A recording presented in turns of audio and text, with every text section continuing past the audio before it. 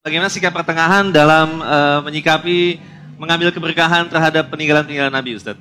Baik itu baju, bekas rambut dan sebagainya. Peninggalan Nabi, dahulu Nabi SAW spesial. Seluruh tubuhnya berkah.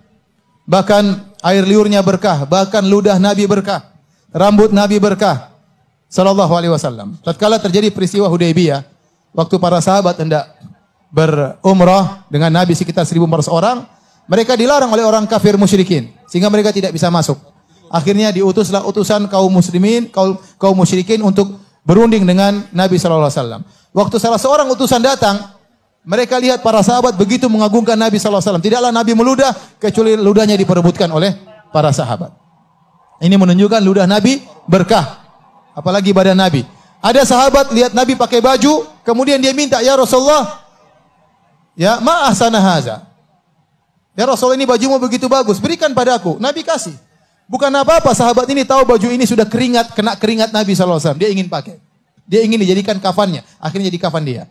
Kemudian Nabi SAW waktu hajian, Nabi mencukur rambutnya, Nabi bagi-bagi rambutnya kepada para sahabat. Kenapa? Karena rambut Nabi berkah. Nah, yang jadi masalah, peninggalan-peninggalan Nabi tersebut, yang ada zaman sekarang, tidak ada satupun yang bisa dipastikan itu benar-benar dari jasad Nabi SAW. Tidak ada yang bisa dipastikan. Ya, saya tinggal di Arab Saudi sih, tidak ada peninggalan-peninggalan Nabi SAW seperti itu. Kemudian zaman sekarang, ada orang bilang ini rambut Nabi, dan ini sering terjadi. Dulu ada sempat orang bawa rambut Nabi, katanya rambut Nabi 15 meter katanya, rambut Nabi SAW.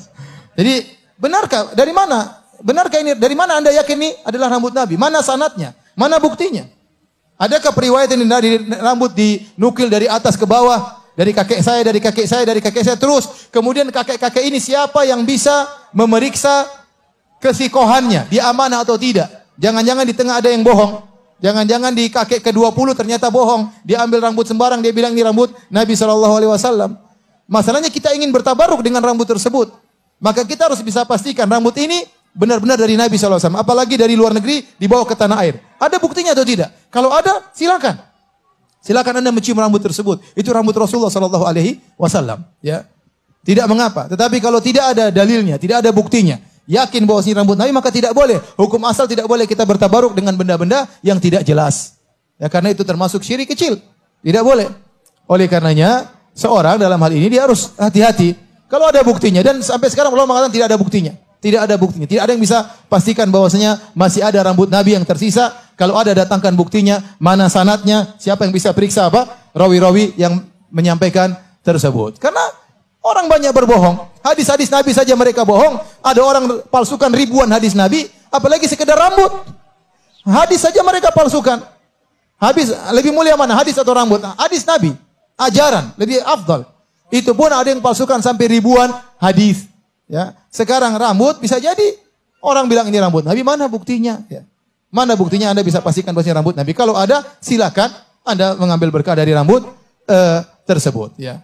Tetapi ikhwan, bukan berarti kalau Anda tidak bisa dapat rambut tersebut, kemudian Anda, alhamdulillah keberkahan banyak. Hadis-hadis Nabi berkah, ajaran Nabi berkah, sholat tarawih berkah, pengajian berkah, banyak. Kalau Anda bisa dapat rambut tersebut, alhamdulillah. Kalau tidak ada, masih banyak ajaran-ajaran yang Nabi anjurkan. Nabi tidak pernah secara khusus mengatakan, cium rambutku, tidak ada. Tapi kita tahu itu boleh.